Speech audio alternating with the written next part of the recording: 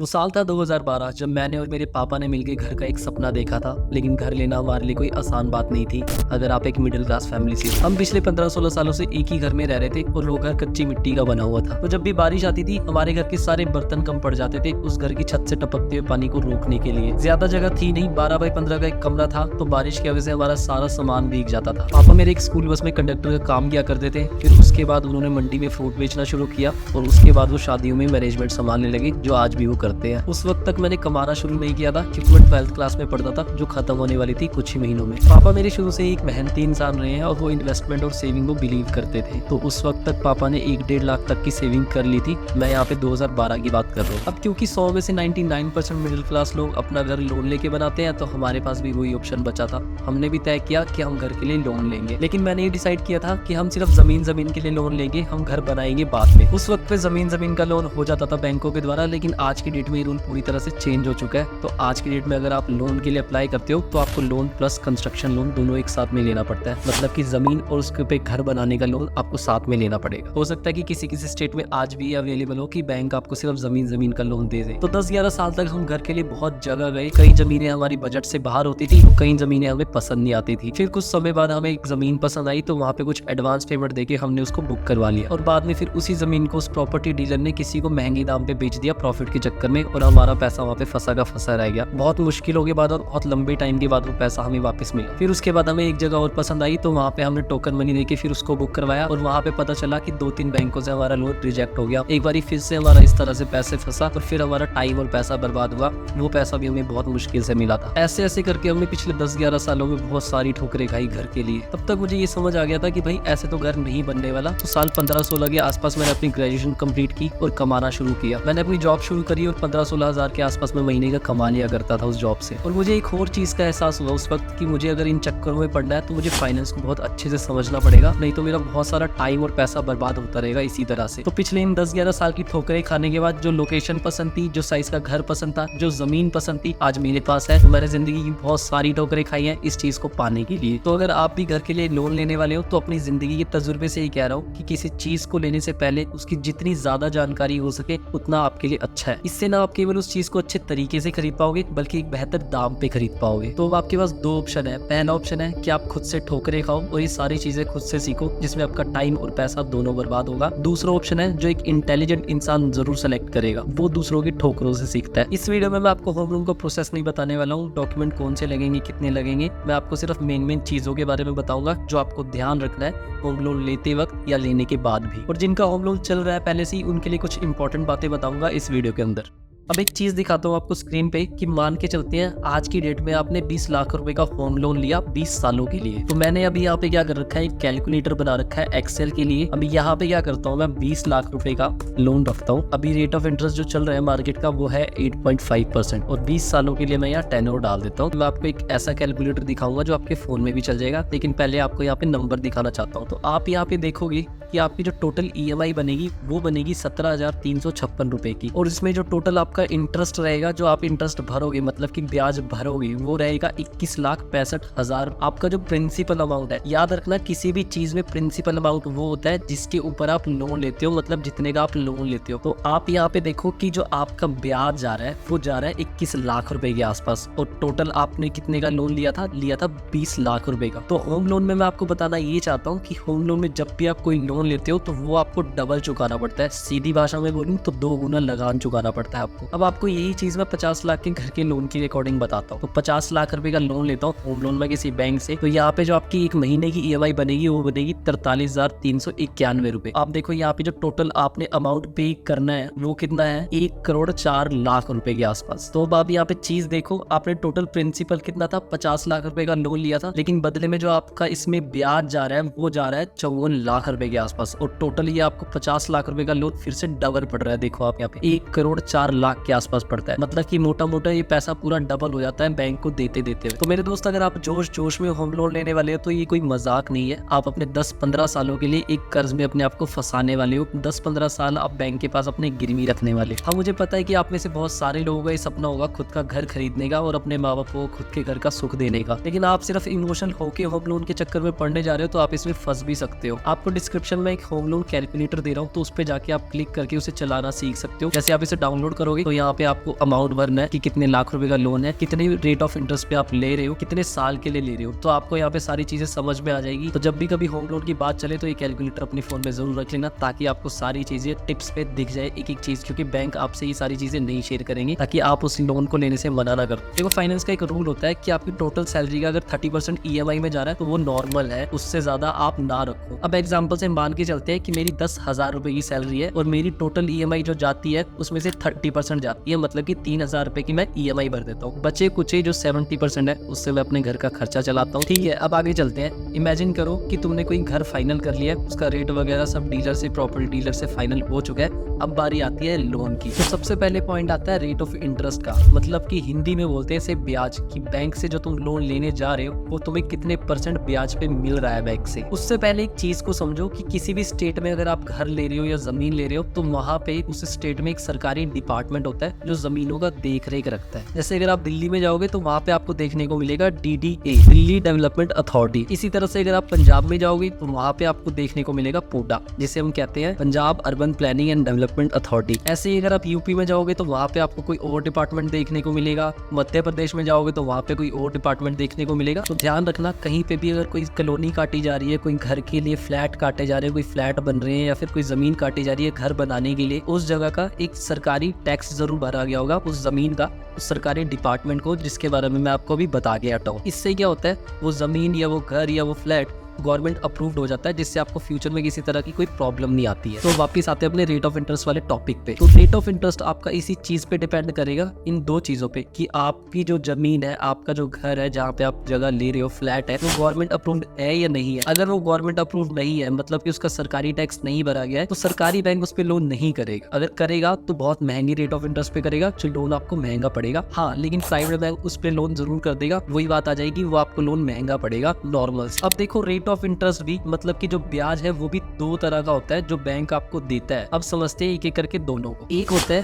Floating rate of interest, दूसरा होता है फिक्स्ड रेट ऑफ इंटरेस्ट। अब इन दोनों को अच्छे से समझने से पहले आपको एक चीज समझनी पड़ेगी जिसे हम बोलते हैं रेपो रेट। अब देखो, जो रेपो रेट है ना, इसे बड़े ध्यान से समझना, क्योंकि आने वाली चीजों में 2-3 जगह पे चीज रिपीट होने वाली है। अब जैसे आप बैंक से लोन लेते हो तो बैंक उसको बोलता है रेट ऑफ इंटरेस्ट, कितने ब्याज पे वो आपको लोन दे रहा है। जो बैंक होते हैं वो RBI से लोन उठाते हैं, जैसे हमने बैंकों से लोन उठाया, जिसको वो बोलते हैं अपनी भाषा में रेपो रेट। दोनों सिमिलर सी चीज है, बस वो बैंक टू बैंक ट्रांजैक्शन हो रही है, यहाँ पे बैंक से हमें ट्रांजैक्शन हो रही है। तो ज्यादा कंफ्यूज नहीं होना। तो मान के चलते हैं आज की डेट में जो रेपो रेट चल रहा है वो चल रहा है 6% का, मतलब कि जो RBI बैंक है वो सारे इंडिया के बैंकों को 6% पे लोन देता है, और आगे वो बैंक हम लोगों को अपना 2.5 से 3% का प्रॉफिट मार्जिन रख के लोन देता है। तो इस तरह से बैंक अपना मुनाफा कमाता है। तो अब आपको समझ आ गया होगा कि रेपो रेट क्या होता है और रेट ऑफ इंटरेस्ट क्या होता है। ये चीजें इस तरह से कुछ काम करती है। अब आते हैं अपने टॉपिक पे वापस। तो मैंने आपको बताया था कि दो तरह के रेट ऑफ इंटरेस्ट होते हैं होम लोन के अंदर। पहला होता है फ्लोटिंग रेट ऑफ इंटरेस्ट, दूसरा होता है फिक्स्ड रेट ऑफ इंटरेस्ट।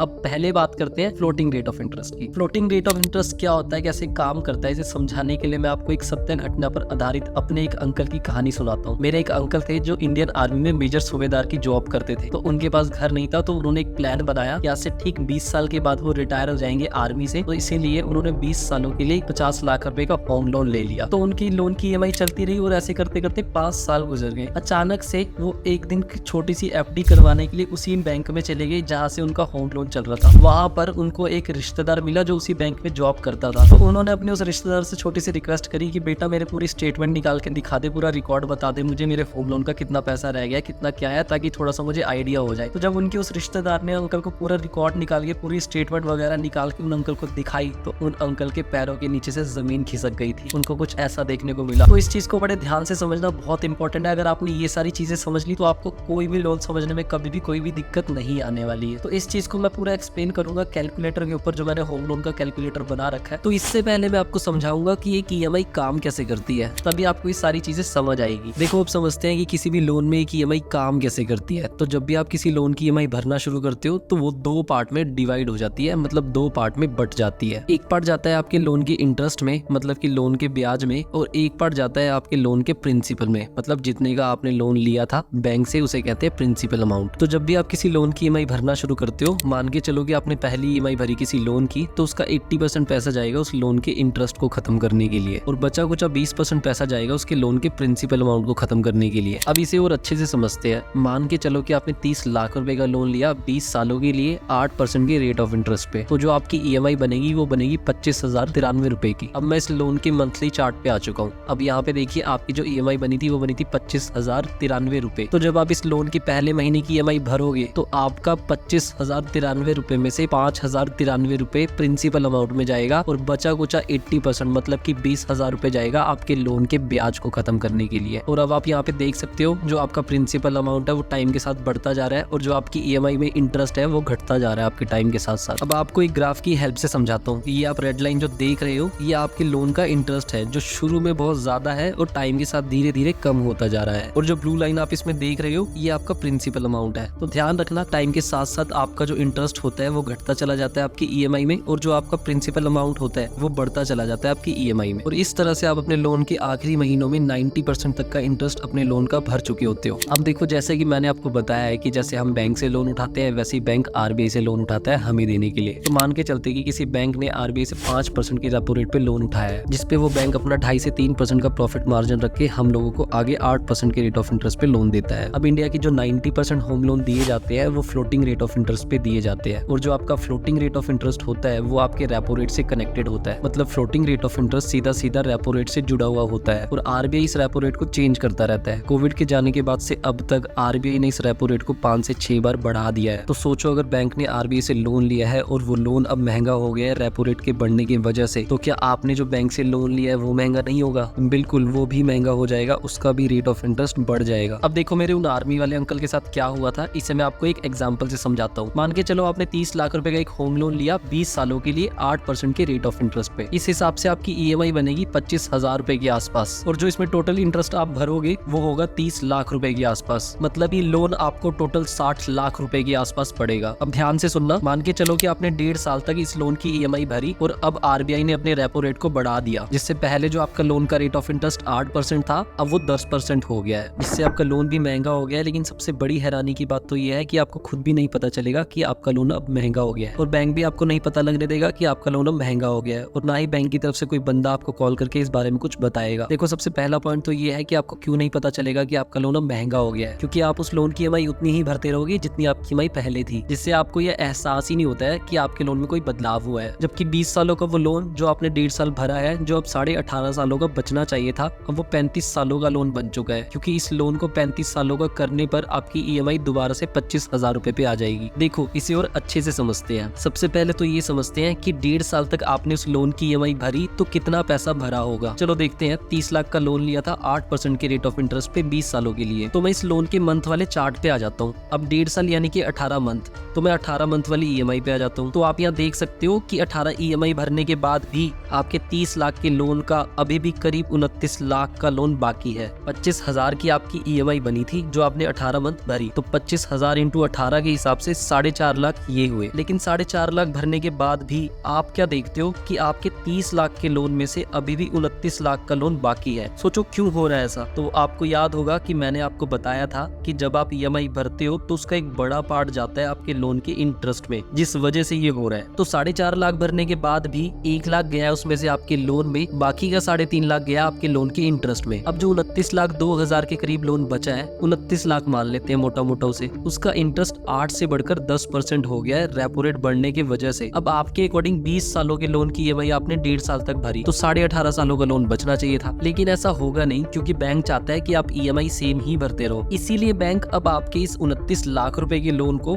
35 सालों का लोन बना देता है, जिससे आपकी EMI वापस से 25,000 रुपए के आसपास हो जाएगी और बैंक भी आपसे ज्यादा इंटरेस्ट कमा लेगा, क्योंकि इस लोन के अकॉर्डिंग सिर्फ इंटरेस्ट ही इंटरेस्ट 75 लाख के आसपास बन रहा है और प्रिंसिपल प्लस इंटरेस्ट मिलाकर टोटल 1,04,00,000 के आसपास बन रहा है। मतलब वो घर जिसके लिए आपने बैंक से 30 लाख का लोन लिया था 20 सालों के लिए, जो आपको टोटल 60 लाख का पड़ने वाला था, वही लोन अब 1.5 साल बाद आपको 1,04,00,000 का पड़ने वाला है। ठीक यही हुआ था मेरे उन आर्मी वाले अंकल के साथ भी। उनका होम लोन उनकी रिटायरमेंट की एज से भी आगे चला गया था। इस सारी चीजों की आपको समझ होनी चाहिए। कोई डाउट रहता तो कमेंट में जरूर पूछना। अब चलते हैं आगे। जो इसका रेट ऑफ इंटरेस्ट होता है फ्लोटिंग रेट ऑफ इंटरेस्ट, इसमें भी आप मोल भाव बैंक के साथ कर सकते हो। आप कितना कर सकते हो सवाल ये उठता है। जैसे कि आप SBI के पास गए, उसका rate of interest home loan पे कुछ और है, HDFC कुछ और दे रहा है, ICICI बैंक कुछ और दे रहा है। उसमें क्या होता है कि अगर ज्यादा से ज्यादा आप 0.20%, 0.30% तक कम करवा सकते हो मैंने इससे ज्यादा कभी भी किसी का रेट ऑफ इंटरेस्ट कम होते नहीं देखा। सारे के सारे डॉक्यूमेंट कंप्लीट होने चाहिए। आपका सिविल स्कोर सबसे इंपॉर्टेंट है, वो अच्छा होना चाहिए, तभी बैंक आपके साथ मोलभाव करेगा रेट ऑफ इंटरेस्ट में। तो इसको करते हैं अब खत्म। अब आते हैं हमारे दूसरे टाइप के रेट ऑफ इंटरेस्ट में, जिसको बोलते हैं फिक्स्ड रेट ऑफ इंटरेस्ट। अब देखो, जब भी आप बैंक से लोन लोगे तो पहले दिन से ही आपका रेट ऑफ इंटरेस्ट और ईएमआई फिक्स रहेगी, जो कभी ना ऊपर नीचे जाएगी ना बदलेगी पूरे लोन के टाइम तक। अब देखो, फिक्स रेट ऑफ इंटरेस्ट जब भी आप डिमांड करोगे किसी बैंक से, तो वो आपको फ्लोटिंग रेट ऑफ इंटरेस्ट से 1% ज्यादा ही बैंक आपको देगा। इसके कुछ फायदे भी है और इसके कुछ नुकसान भी है। नुकसान ये है कि यार कल को आरबीआई ने अपना रेपो रेट कम कर दिया तो फ्लोटिंग रेट ऑफ इंटरेस्ट वालों के तो लोन कम हो जाएंगे, उनको सस्ता भी पड़ेगा पहले से, लेकिन आपका फिक्स रहेगा और वही का वही रहेगा। अब फायदा ये है कि अगर रेपो रेट कल को बढ़ गया तो आपका फिक्स रहेगा, कल को आपको लोन महंगा नहीं होगा, उतने टाइम पीरियड के लिए होगा,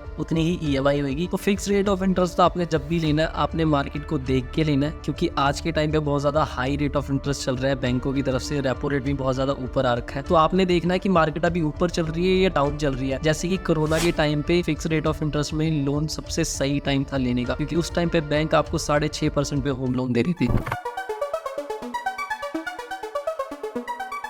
अब जो मैं आपको बताने वाला हूँ उससे आप अपने लाखों रुपए बचा सकते हो होम लोन में। उसी 30 लाख वाले एग्जांपल से समझते हैं। 30 लाख का लोन लिया था 8% के रेट ऑफ इंटरेस्ट पे 20 सालों के लिए। ईएमआई बनी थी 25,000 रुपए के आसपास और 5 सालों तक आपने इस लोन की ईएमआई भरी तो आपका बैलेंस बचा था 26 लाख रुपए। और अब बैंक ने आपका इंटरेस्ट 8% से बढ़ाकर 11% कर दिया। इस हिसाब से आपका लोन 15 सालों का बचना चाहिए था, लेकिन बैंक ने उस 15 सालों के लोन को 28 सालों का लोन बना दिया, क्योंकि बैंक चाहता है कि आप ईएमआई सेम ही भरते रहो। लेकिन आपको यहाँ थोड़ी समझदारी दिखानी है और बैंक जाकर अपने इस लोन को रीस्ट्रक्चर करवाना है। बैंक को बोलो कि मुझे अपने इस लोन का टाइम 15 सालों का ही रखना है, तो आपके लोन की ईएमआई बनेगी 29,552 रुपए। मतलब कि अब आपको हर महीने 4,500 रुपए ज्यादा देने होंगे अपनी ईएमआई में। ऐसा करने से आपका जो इंटरेस्ट है वो 27 लाख के आसपास है अभी। अगर आपका ये लोन 28 सालों का हो जाता तो आपका ये इंटरेस्ट 27 लाख से बढ़कर 58 लाख रुपए हो जाता। मतलब अगर आप आज ये 4,500 रुपए एक्स्ट्रा दे देते हो अपनी ईएमआई में, तो आप टोटल 31 लाख रुपए का इंटरेस्ट बचाते हो अपने इस लोन में। हाँ, मुझे पता है कि बहुत से लोगों के लिए ये चीज आसान नहीं होगी, लेकिन यकीन मानो अगर आप ऐसा करते हो तो लाखों रुपए बचाते हो अपने इस लोन में।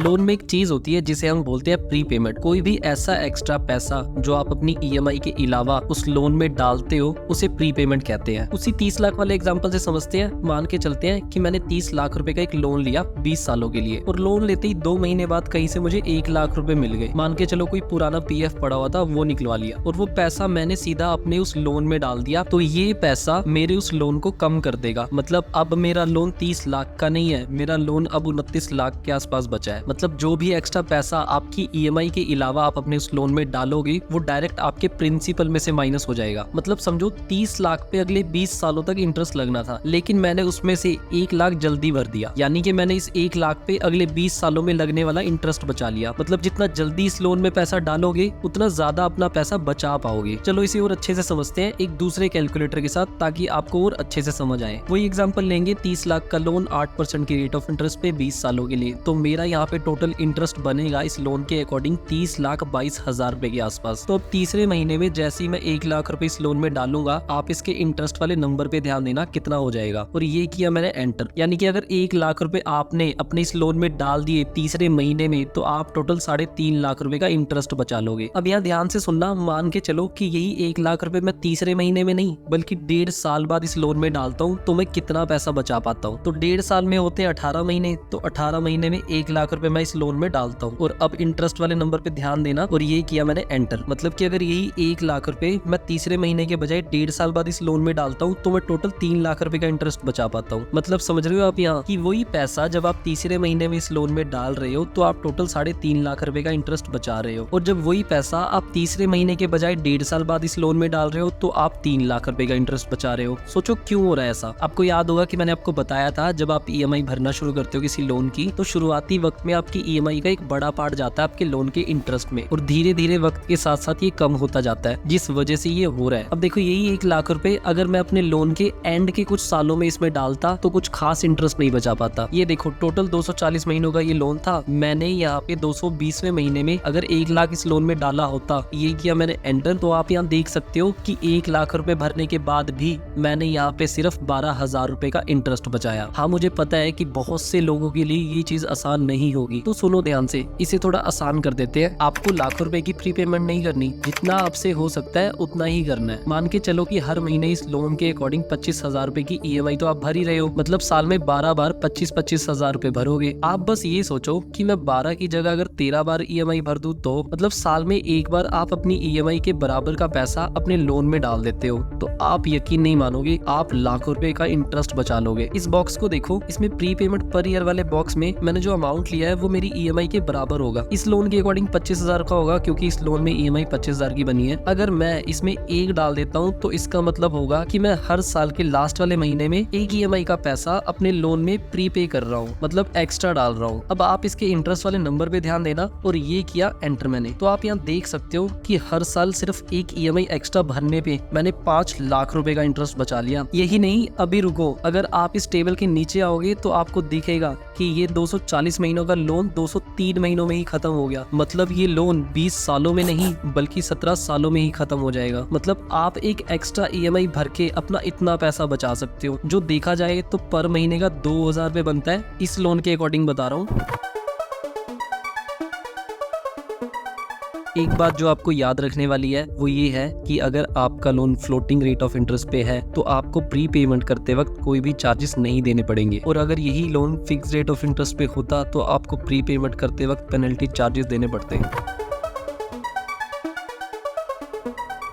अब कुछ ऐसे नए रूल आरबीआई ने निकाले हैं जो आपको जानने जरूरी है, तो एक एक करके आपको बता देता हूँ। ये रूल आरबीआई ने 18 अगस्त 2023 को निकाले थे। पहला पॉइंट ये है कि जब भी बैंक आपके लोन का रेट ऑफ इंटरेस्ट चेंज करेगा तो सामने से कॉल करके खुद से बताएगा कि हमने आपके लोन का रेट ऑफ इंटरेस्ट चेंज कर दिया है और इससे आपके लोन पे क्या फर्क पड़ रहा है वो भी बताएगा। अगले पॉइंट में लिखा है कि जब भी बैंक आपके रेट ऑफ इंटरेस्ट को चेंज करेगा तो आपको बैंक की तरफ से ऑप्शन दिए जाएंगे कि आप अपने लोन के फ्लोटिंग रेट ऑफ इंटरेस्ट को अगर फिक्स रेट ऑफ इंटरेस्ट पे शिफ्ट करना चाहते हो तो वो आप कर सकते हो। अब अगले पॉइंट में लिखा है कि रेट ऑफ इंटरेस्ट चेंज होते ही बैंक आपको एक ऑप्शन और भी देगा कि या तो आप अपने लोन की ईएमआई बढ़ा लो या आप अपने लोन के टेन्योर मतलब की टाइम को बढ़ा लो। अगले पॉइंट में लिखा है कि जो भी बैंक के चार्जेस और हिडन चार्जेस होंगे अब बैंक आपको एक एक चीज खुल के बताएगा, कोई भी चीज आपसे छुपी नहीं रहेगी। अगला पॉइंट ये है कि अब हर 3-3 महीने में बैंक आपको सामने से खुद से कॉल करके बताएगा कि आपका लोन कितना जा चुका है, कितना लोन आपका बचा है, कितनी ईएमआई आपकी चल रही है। अगला पॉइंट बहुत इंपॉर्टेंट है, जैसे ही बैंक के पास आपका लोन खत्म होगा तो बैंक को आपको 30 दिन के अंदर अंदर आपके घर के पेपर लौटाने होंगे। अगर बैंक ने 30 दिनों के अंदर अंदर आपके घर के पेपर नहीं लौटाए तो बैंक आपको पर डे के हिसाब से 5,000 रुपए की पेनल्टी पे करेगा। मतलब हर दिन आपको 5,000 रुपए की इनकम आनी शुरू हो जाएगी बैंक की तरफ से। और ये सभी रूल 31 दिसंबर 2023 से सभी बैंक्स और लोन्स पे लागू हो चुके हैं। जो पुराने लोन्स चल रहे हैं उन पे भी ये लागू हो चुके हैं। दोस्तों अगर आपका कोई सवाल हो तो मुझे इंस्टाग्राम पे फॉलो जरूर कर लेना, वहाँ पे मैं हमेशा एक्टिव रहता हूँ।